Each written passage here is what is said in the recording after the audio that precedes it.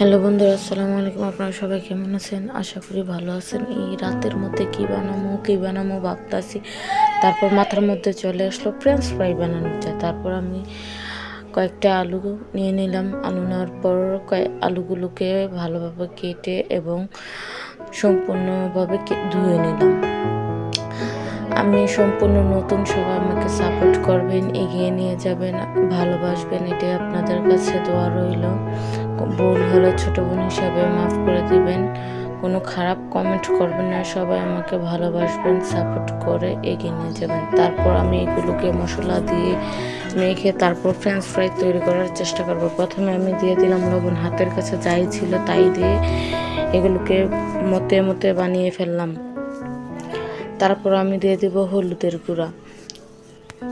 যতটুকু পরিমাণ ততটুকুই নিয়ে নেবেন, বেশি নিলে কিন্তু অতটা ভালো লাগবে না। লবণও বেশি দিলে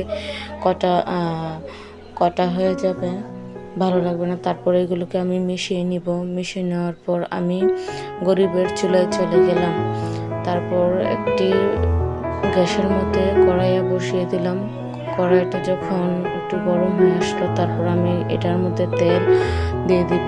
তেল দিয়ে নাড়তে নাড়তে আমি এখন দিয়ে দিব আমার আলুগুলো দিয়ে দিব। তারপরে এগুলোকে ভালোভাবে মিশিয়ে তেলের সাথে দিয়ে দিব সম্পূর্ণ আলুগুলো। যতটুকু আলু কড়াইয়ের মধ্যে আটবে ততটুকুই আলু দিয়ে দিব।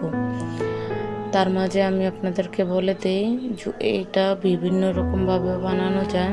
আপনারা নেক্সট অন্য ভিডিওতে ওইভাবেও দিব। তারপরে এগুলোকে আমি ঢেকে তারপরে অন্য পিঠ উল্টাইয়া দিয়ে দিলাম।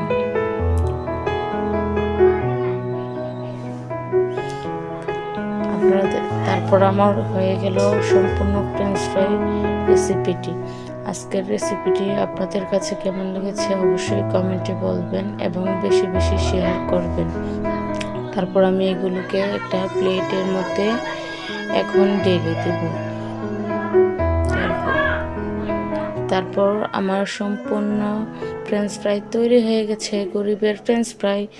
আর কোথাও যেতে হবে না, আমরা বাসায় মাত্র আলুর সাহায্যে, লবণ, হলুদ, তেলের সাহায্যে ফ্রেঞ্চ ফ্রাই তৈরি করে নিলাম। হ্যালো বন্ধুরা, কেমন হয়েছে ভিডিওটি অবশ্যই কমেন্টে বলবেন। আসসালামু আলাইকুম, আল্লাহ হাফেজ।